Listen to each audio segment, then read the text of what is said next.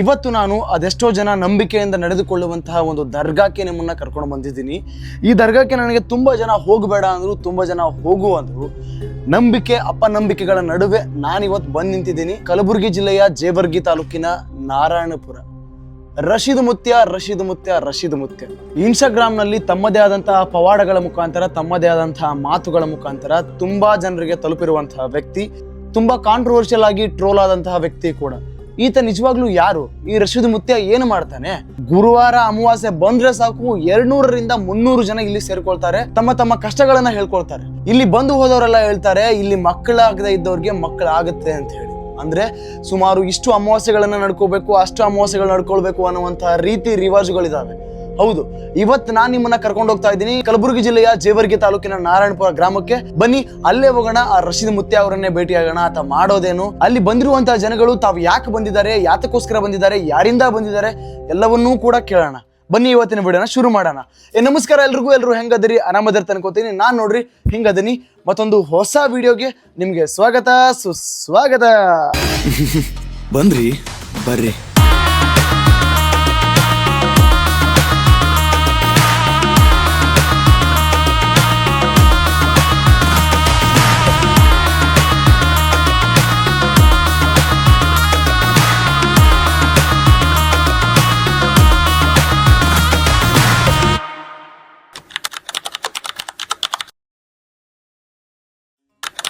ಪ್ರತಿ ತಿಂಗಳ ಅಮಾವಾಸ್ಯೆ ದಿನ ಈ ರಶೀದ್ ಮುತ್ಯ ಅವರ ಹತ್ತಿರ ಸುಮಾರು 100ರಿಂದ 200 ಜನ ಬಂದಿರ್ತಾರೆ. ಅದರಲ್ಲಿ 90% ಜನ ತಮಗೆ ಮಕ್ಕಳಾಗಿಲ್ಲ, ಈ ದೇವರಿಗೆ ನಡ್ಕೊಂಡ್ರೆ ಮಕ್ಕಳಾಗುತ್ತೆ ಅಂತ ಬರ್ತಾರೆ. ಹಾಸ್ಪಿಟಲ್ಗಳಲ್ಲಿ ಬೇರೆ ಹೇಳಿಕೆ ನೀಡುವವರ ಹತ್ರ ಎಲ್ಲಾ ಕಡೆ ಕೇಳಿ ಸೋತವರು ಕೂಡ ಬಂದಿರ್ತಾರೆ. ಬರೀ ಹತ್ತಿರದವರು ಅಷ್ಟೇ ಅಲ್ಲ, ಸುಮಾರು 200, 300, 400 ಕಿಲೋಮೀಟರ್ ದೂರದಿಂದ ತಮ್ಮ ಕಾರುಗಳನ್ನ, ಗಾಡಿಗಳನ್ನ ತೆಗೆದುಕೊಂಡು ಬಂದಿರ್ತಾರೆ. ಈಗ ಇದಕ್ಕೆ ಇದು ಹೆಣ್ಣಾದ್ಮೇಲೆ ನನಗೊಂದು 10 ಲಕ್ಷ ರೂಪಾಯಿ ತಂದು ಕೊಡುವಪ್ಪ, ಏನ್ ಅಂದಿನ ಸ್ವಲ್ಪ ಅದ್ರ ಹೇಳಲ್ಲಿ, ಅಲ್ಲಿ ಸ್ವಲ್ಪ ಗೊತ್ತಲ್ಲ ನೀನು ಏನ್ ರೊಕ್ಕ ಕೊಟ್ಟು ಕಳ್ಸಿ ನಾನು ನಿಮಗೆ ವಿಡಿಯೋ ಮಾಡಕ್ಕಿಲ್ಲ. ಸ್ವಲ್ಪ ಅವ್ರಿಗೆ ಸ್ವಲ್ಪ ಹೇಳ, ಸ್ವಲ್ಪ ಗೊತ್ತಲ್ಲಿ. ನಿಮ್ದು ಯಾವರು? ಜೇವರ್ಗಿ ತಾಲೂಕು ನೆಲೋಗಿ. ನೋಡ್ರಪ್ಪ, ಯಾರಾಗಿದ್ರು ಸತ್ಯ ಗೊತ್ತಾಗಿತ್ತು ಅವ್ರ ಊರ ಹೆಸರು ಹೇಳಲ್ಲ, ಹೋಗಿ ಚೆಕ್ ಮಾಡ್ರಿ ಸಾಕ. ಕೆಲವೊಬ್ರು ಬರ್ತಾರ ಒಳಗ್ ಬಂದು ಮುತ್ತೆ ಹಂಗ ಮುತ್ತೆ ಹಿಂಗ ಅದು ಮಾಡ್ತಾನೆ ಇದು ಮಾಡ್ತಾನ.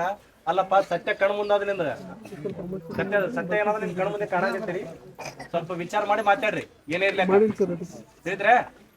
ಈಗ ತೋರಪ್ಪ, ಮಹಾಲಕ್ಷ್ಮಿ ಈಗ ದೇವ್ರ ಮಾಡ್ಬೇಕಂತೆ. ಎಷ್ಟು? 2 ಮರಿ ಬೇಡ ನೋಡು ದೇವ್ರ. ಹಿಂಗಿರ್ತ ಭಕ್ತಿ ಸಾಕು, ಇಷ್ಟೇ ಸಾಕು. ಡೈರೆಕ್ಟ್ ಸೂರ್ಯ ತಿರೋದು ಹೆಚ್ಚು ಬೇಡ. ನಾನು ಇಲ್ಲಿ ಬಂದು ತಲುಪುವಷ್ಟರಲ್ಲಿ ಅವರು ತಮ್ಮ ಗದ್ದಿಗೆ ಮೇಲೆ ಕುಳಿತು ಇಲ್ಲಿ ಬಂದಂತವ್ರಿಗೆಲ್ಲರಿಗೂ ಕೂಡ ಈ ಮುಂಚೆ ಬಂದು ಹೋದವರಿಗೆ ಮಕ್ಕಳಾಗಿದ್ದನ್ನ ತೋರಿಸುತ್ತಾ ಮಾತನಾಡ್ತಾ ಇದ್ರು. ಸುತ್ತಲೂ ಏನೇನು ನಡೀತಾ ಇದೆ ಅಂತ ನೋಡುತ್ತಾ ನಿಂತವನಿಗೆ ಒಂದು ಕ್ಷಣ ಆಶ್ಚರ್ಯ ಆಯಿತು. ಯಾಕೆ ಅಂತಂದ್ರೆ ಸುಮಾರು ಜನರ ಬಾಯಿಯಲ್ಲಿ ನಾನು ಇಲ್ಲಿ ಬಂದೋದಕ್ಕಾಗಿ ನನಗೆ ಮಕ್ಕಳಾಗಿದೆ ಅಂತ ಕೇಳ್ಪಟ್ಟೆ. ಸಾಧ್ಯವಾದರೆ ಅಂಥವ್ರ ಜೊತೆ ಮಾತಾಡ್ತೀನಿ ಕೂಡ.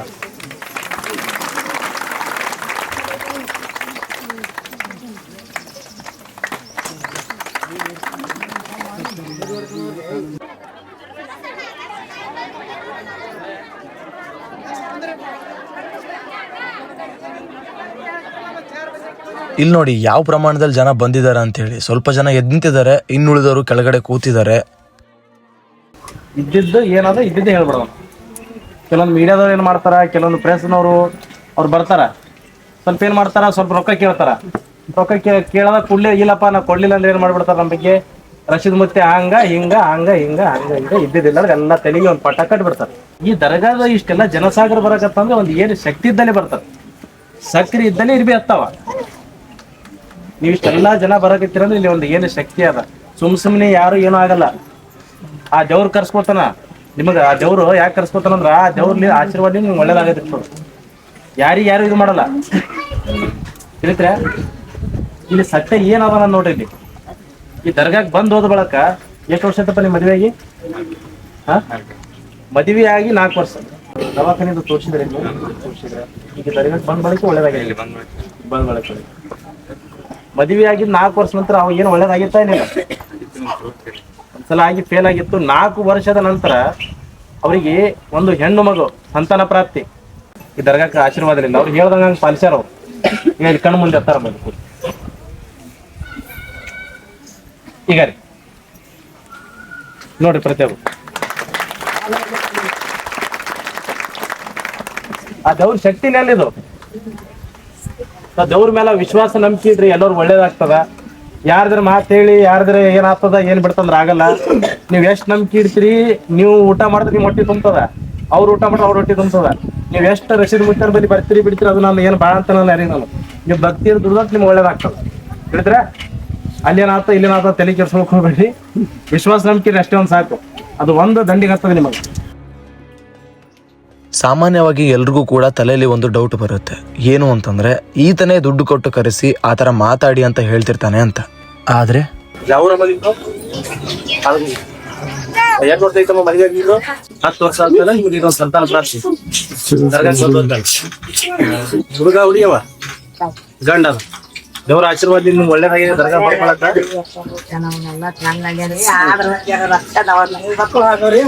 ಈಗ ನಾ ಏನ್ ಹೇಳಕತ್ತೀನಿ ಕೇಳ್ರಮ್ಮ, ದೇವ್ರ ಮೇಲೆ ವಿಶ್ವಾಸ ನಂಬಿಕೆ ಪಾಲಿಸ್ಬೇಕು. ನಮ್ ಸತ್ಯ ಹೆಂಗದ ತೋರ 4-5 ಮಂದಿ ಏನ್ ಮಾಡ್ತಾರ, ಮೊಬೈಲ್ದಾಗ ಏನ್ ತೋರಿಸ್ತಾರ, ನಮ್ ಬಗ್ಗೆ ಕೆಟ್ಟದಾಗ ತೋರಿಸ್ಬಿಡೋದು ಅದು ಮಾಡೋದು ಮಾಡ್ತಾರ. ನಮ್ ಸತ್ಯ ಏನಾದ್ರೆ ಈ ದೇವ್ರ ಶಕ್ತಿ ಏನಾದ್ರೆ ಇದೆ ನಿಮ್ ಕಡೆ ಮುಂದೆ ಅದ. ಸುಳ್ಳ ಪಕ್ಕಿ ನಮ್ಗೆ ಆಡಕ್ ಬರಲ್ಲ, ಇದ್ದಿದ್ದೇನು ತೋರಿಸ್ಬಿಡ್ತೀವಿ. ಅದೇನಾಗ್ತ ಜನರಿಗೆ ನೆಟ್ಟಿಗೆ ಹೇಳಿದ್ರೆ ಇಟ್ಟಂಗ ಆಗ್ತದ. ನೆಟ್ಟಿಗೆ ಹೇಳ್ಬಾರ್ದು ಅದ 8 ವರ್ಷ 8 ವರ್ಷ ಆಯ್ತ್ರಿ. ಅಲ್ಲ ನೀವು ಬರಕತ್ತಂತ ಹೇಳಿದ್ರು ಏನ್ ರಮೇಶ್ ರಮೇಶ್ ಅದು ಇನ್ನೊಂದು ರಮೇಶ್ ಹೇಳ್ಯಾರ. ಆನಂದ ಮಾಷಿ ಏನ್ ಲಕ್ಷಣ ಏನಾದ್ರಿ? ಏನು ಇಲ್ಲ ಹಿಂಗ ರಮೇಶ್ ಬಾ ಅಂತಾರೆ. ನನ್ನ ಮುಗಿದ್ಮೇಲೆ ನೋಡುವ ಮೂರೇ ತಿಂಗಳದಾಗ ಒಂದೇ ತಿಂಗಳ ಗೊತ್ತಿಲ್ಲ.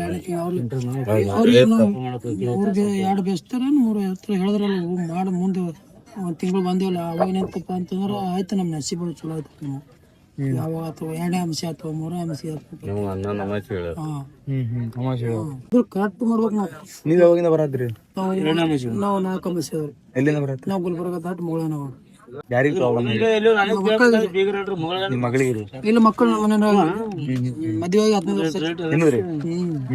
ಅದಕ್ಕೆ ಎಲ್ಲೇ ಹೋಗಿ ಬಂದೆವು. ಒಂದ್ ಆಗಿತ್ತು ಫೇಲ್ ಆಗ ಅಲ್ಲಿ ಮಲ್ಕೊಂಡ್ ಮಲ್ಕೋದು ಫೇಲ್ ಆಯ್ತು. ನೀವು ಇಲ್ಲಿ ಹೇಳಿದ್ರೆ ಇಲ್ಲಿ ದುಡಿಲಿಕ್ಕೆ ಎಷ್ಟ್ ತಿಂಗಳ ಬರಕತ್ತಿ?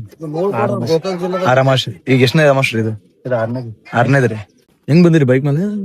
ಬಸ್ಸಿಗೆ ಪ್ರತಿ ಸಲ ಬಸ್ಸಿಗೆ. ಎಷ್ಟ್ ದೂರ ಆಗ್ತೀರಿ ಇಲ್ಲಿಂದ? ಎಷ್ಟು ಕಿಲೋಮೀಟರ್ ಆಯ್ತು? 200 ರೀ. ಬರೀ 50 100 200 250 300 ಕಿಲೋಮೀಟರ್ ದೂರಗಳಿಂದೆಲ್ಲ ಜನ ಬಂದಿದ್ದಾರೆ. ನಿಮ್ಗೆಲ್ಲ ಯಾರು ಹೇಳಿದ್ದು ಅಂತ ನಾನು ಕೇಳಿದ್ರೆ ಅವ್ರು ಹೇಳೋದು ಇಷ್ಟೇ, ನಮ್ಮ ಮನೆ ಹತ್ರ ಒಬ್ರಿದ್ರು, ಅವ್ರಿಗೆ ಈ ರೀತಿ ಗುಣ ಆಗಿತ್ತು, ಈ ರೀತಿ ಮಕ್ಕಳಾಗಿದ್ದು, ಹಂಗಾಗಿ ನಾವು ಬಂದ್ವಿ ಅಂತ.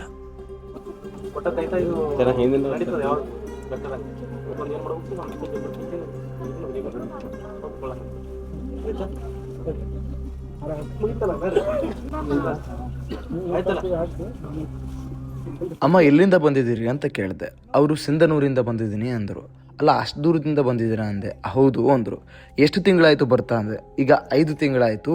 ಈಗ ಮತ್ತೇನು ಹೇಳಿದ್ದಾರೆ ಅಂದರೆ ಮುಂದಿನ ಗುರುವಾರ ಅಥವಾ ಅದರ ಮುಂದಿನ ಗುರುವಾರ ಬಾ ಅಂತ ಹೇಳಿದ್ದಾರೆ, ಆಗುತ್ತೆ ಅಂತ ಹೇಳಿದ್ದಾರೆ ಅಂದರು.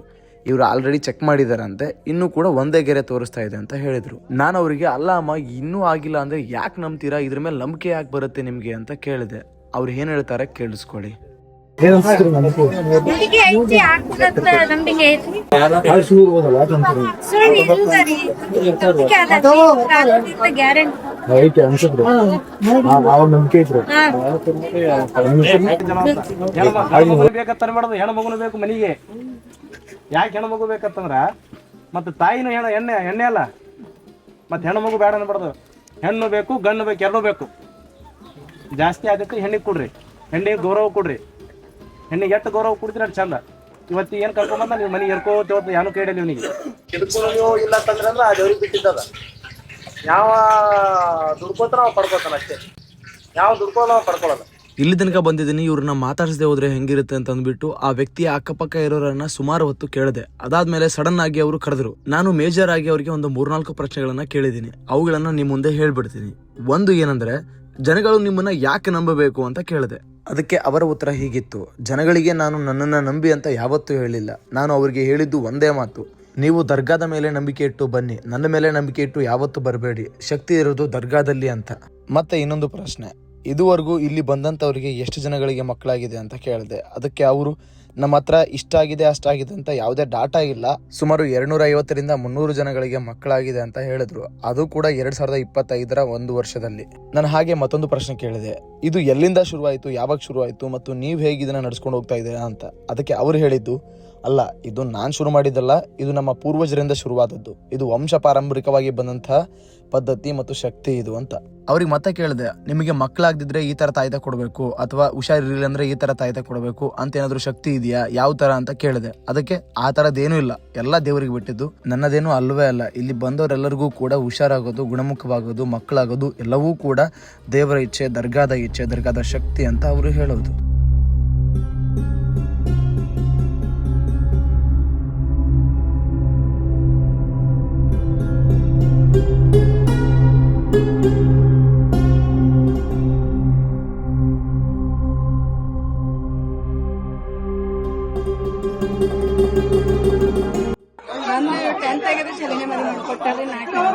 ದಯವಿಟ್ಟು ಕ್ಷಮಿಸಿ, ಟೆಕ್ನಿಕಲ್ ಇಶ್ಯೂ ಇಂದಾಗಿ ಮೈಕ್ ಕನೆಕ್ಟ್ ಆಗಿಲ್ಲ, ವರ್ಕೇ ಆಗಿಲ್ಲ. ಹಂಗಾಗಿ ತುಂಬಾ ನಾಯ್ಸ್ ಕೇಳಿಸ್ತಾ ಇದೆ. ಇವರಿಗೆ ಮದುವೆಯಾಗಿ 18 ವರ್ಷವಾಯಿತು. ಇವರ 10th ಮುಗಿದ ತಕ್ಷಣ ಇವರಿಗೆ ಮದುವೆ ಮಾಡಿಕೊಟ್ಟಿದ್ದಾರೆ. ಇದುವರೆಗೂ ಕೂಡ ಮಕ್ಕಳಾಗಿಲ್ಲ. ಮಕ್ಕಳ ಆಸೆನೇ ಬಿಟ್ಟಿದ್ರು ಅಂತೆ. ಆದರೆ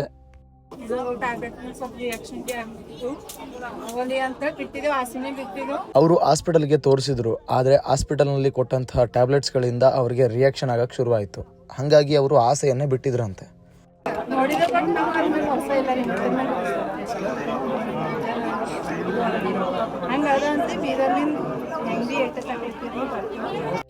ಕೇಳಿಸ್ಕೊಂಡ್ರ ಅವ್ರು ಹೇಳಿದ್ದೇನು ಅಂತ. ನಾನು ಅವ್ರಿಗೆ ಕೇಳಿದೆ, ಅಲ್ಲ ನೀವು ಮೊಬೈಲ್ನಲ್ಲಿ ನೋಡಿ ಬಂದಿದ್ದೀರಾ, ಅದರಲ್ಲೂ ಕೂಡ ನೆಗೆಟಿವ್ ಆಗಿ ತುಂಬಾ ಜನ ಟ್ರೋಲ್ ಮಾಡಿದ್ದಾರೆ, ಅವುಗಳನ್ನ ನೋಡಿ ನಿಮ್ಗೆ ಏನು ಅನ್ನಿಸ್ಲಿಲ್ವಾ, ಬರಬಾರ್ದು ಅನ್ನಿಸ್ಲಿಲ್ವಾ ಅಂದೆ.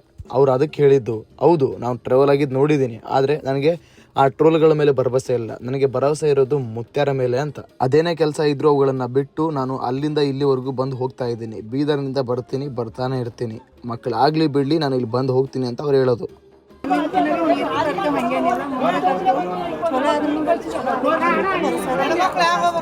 ಅಣ್ಣ ಯಾವ್ರಿ? ಯಾದಗಿರಿ ಕಡೆ ಯಾವ್ರಿ?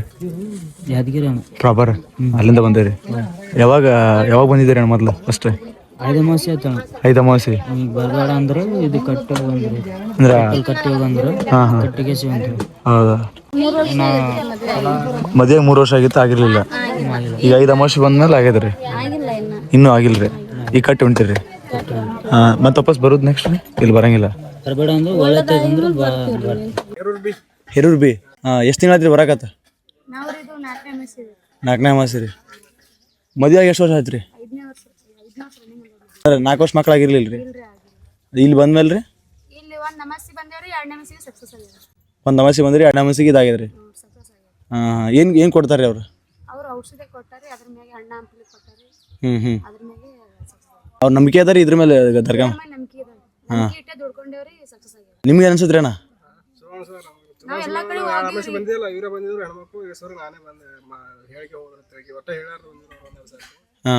ನಮ್ಮ ಮನೆ ಒಂದ್ ಸ್ವಲ್ಪ ನಮ್ಮ ತಾತವ್ರು ಸರಿ ಹೋಗಿದ್ರಿ, ಅದಕ್ಕೆ ಮುತ್ತೆ ಭೇಟಿ ಆಗಿಲ್ರಿ.